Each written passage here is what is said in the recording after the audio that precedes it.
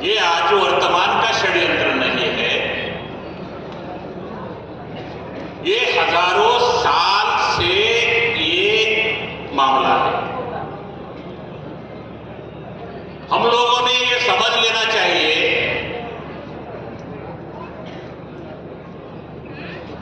छत्रपति शिवाजी महाराज का भी एक बहुत बड़ा आंदोलन था, हमारा शासक बनने का आंदोलन था। तो छत्रपति शिवाजी महाराज सक्सेस हुए, उसका मूल कारण यह है कि छत्रपति शिवाजी महाराज के समय में उन्होंने मावड़ा संगठन निर्माण किया और उस संगठन में घुमंतू जातियों का भी इन्वॉल्वमेंट था।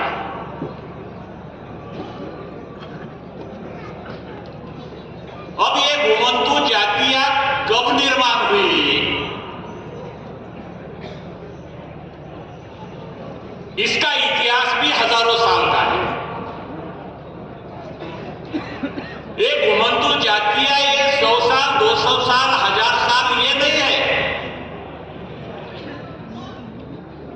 ये घुमंतू जनजाति का जो मामला है ये प्रतिक्रांति से प्रारंभ है। ये घुमंतू जाति के जो लोग हैं ये मिलिटेंट लोग हैं, ये नाग लोग हैं। इस देश के मूल निवासी Bahujan Samaj, SC ST OBC और कन्वर्टेड माइनॉरिटी, हम लोग नाग लोग हैं। विदेशी यूरेशियन ब्राह्मणों का और नागों का संघर्ष ये सदियों से चलता आ रहा है। हमारे माइनॉरिटी भाई SC ST OBC से कन्वर्टेड मुस्लिम भाई, सिख भाई, ईसाई भाई, लिंगायत भाई, ये कई कन्वर्टेड हमारे जो लोग हैं, ये समझने की जरूरत है।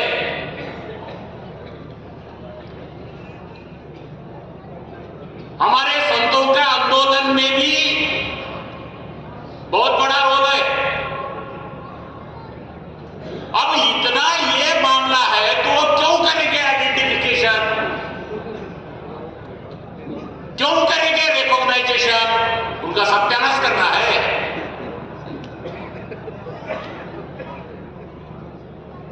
उनको मालूम है ये, क्योंकि ये समाज को आज जो हम डीलिस्टिंग का मामला कहते हैं, तो ब्राह्मणों ने यहां की व्यवस्था को आग लगाई, खत्म किया, और ब्राह्मणों ने जो व्यवस्था बनाई वर्ण और जाति व्यवस्था, ये इतिहास बुद्ध के समय में वर्ण व्यवस्था थी, प्रति क्रांति के बाद जाति व्यवस्था बन गई। गांव में रहने वाले ओबीसी किसान एक ओबीसी कम्युनिटी है, कोई घुमंतू सेमी घुमंतू गांव में भी है, और ये घुमंतू सभी लोगों का जो है एक दूसरे से नाता है। ऐसा नहीं है, ये आंदोलन ऐसा हवा में नहीं चलता। एक जाति का अगर आंदोलन है वो कुचल डालते हैं। राष्ट्रपिता ज्योतिराव फुले के आंदोलन में भी आगे एनटी डीएनटी बीजेपी के लोग थे,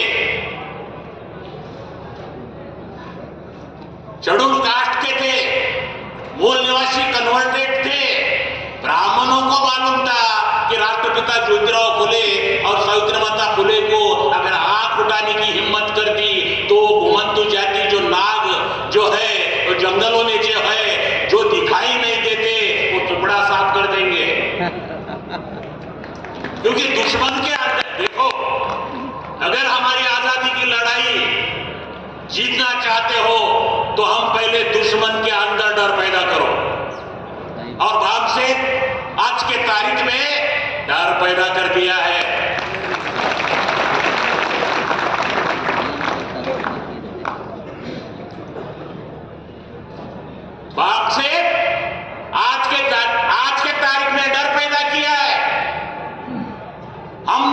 आंदोलन को बारीकी से समझना चाहिए। राष्ट्रपिता फुले के आंदोलन के बारीकी समझनी चाहिए।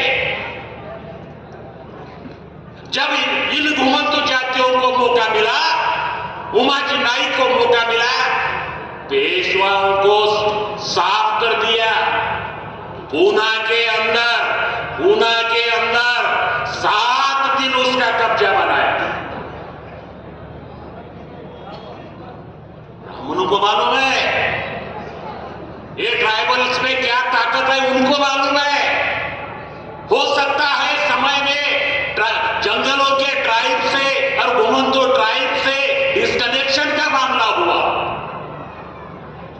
आप जानते नहीं है, अगर 100 साल पहले, 50 साल पहले और गांव में आप देखोगे, हम घुमंतु जातियों के लोग, जिसको हम पोतराज कहते हैं ना, वो पोतराज का अर्थ बुद्धराज है। पोत का अर्थ बुद्ध है। लोगों में डर है। ये इतिहास हमको समझना चाहिए। ब्राह्मणों ने संघ में इंफिल्ट्रेशन कर दिया।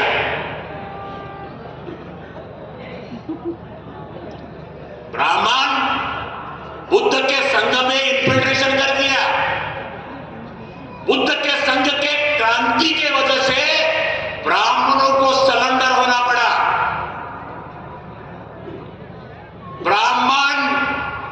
जब ब्राह्मणों को कोई चाल खत्म हो गई तो उन्होंने उनका पिगटेल भी निकाल दिया,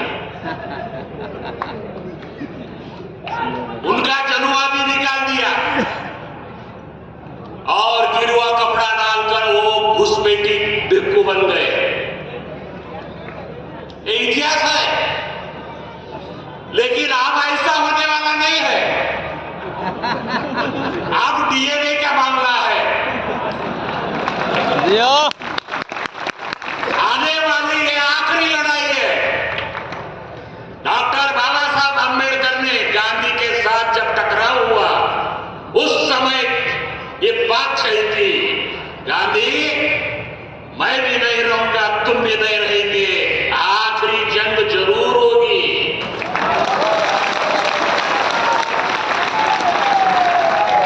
ये मामला वामन मेश्राम की साहब की लड़ाई नहीं है। वीवी जाधव एक व्यक्तिगत मामले की लड़ाई नहीं है। ये हमारे सदियों के साथ हमारी सांस्कृतिक, हमारी विरासत की लड़ाई है। समता, स्वातंत्र्य, बंधुत्व, न्याय एस्टैब्लिश करना और हजारों साल की हमारी विरासत को पुनर्निर्माण करने की लड़ाई है।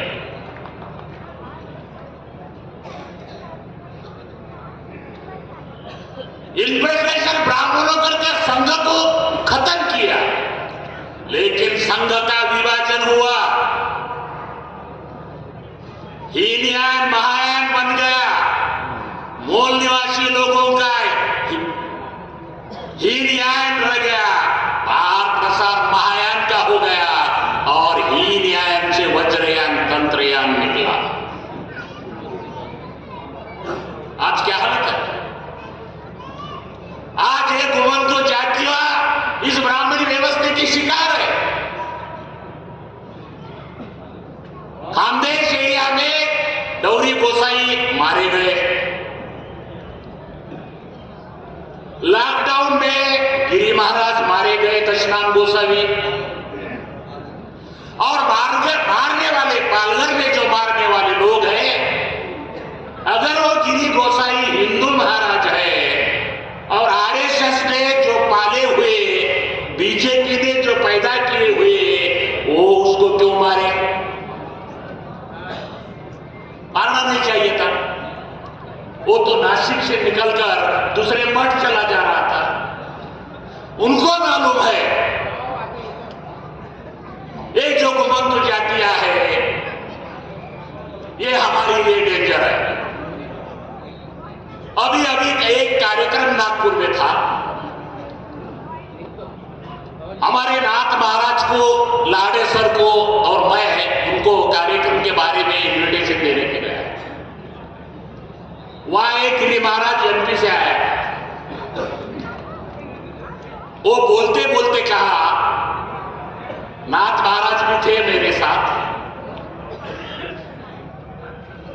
कि उसने पूछा, वो माइक चालू था, उसने कहा हम दशनाम गिरी गोसाई है, हमारा एक बालक 10 बम्बन के बराबर है। इसका मतलब क्या है? ब्राह्मणों से हमारा कोई लेन देन नहीं है। जितने घुमंतु जातियां है उससे ब्राह्मणों का कोई लेना देना नहीं है। उनका जन्म से मृत्यु तक वही लोगों का अलग संस्कार से काम चलता है। ब्राह्मण मरने के बाद उसको जलाया जाता है, नदी में छोड़ा जाता है। घुमंतु जातियों को मैक्सिमम लोग वो जमीन में दफनाया जाता है। मेरे यहाँ पे वो समाधि बना के दफनाया जाता है, और बुद्ध को का भी कल्चर में समाधि करके दफनाया जाता है। हमारी मूल परंपरा है। तो ये जो घुमंतु जातियों के बारे में ऐसा कैसा हो गया? ये घुमंतु जातियां हजारों साल से बन गई। भारत देश में 360-65 राजा थे। ये क्रिमिनल ट्राइब और ये घुमंतु जातियां कोई भी राज्य चलने नहीं देते थे। कोई व्यवस्था नहीं। आप ये राजा का इतिहास देखोगे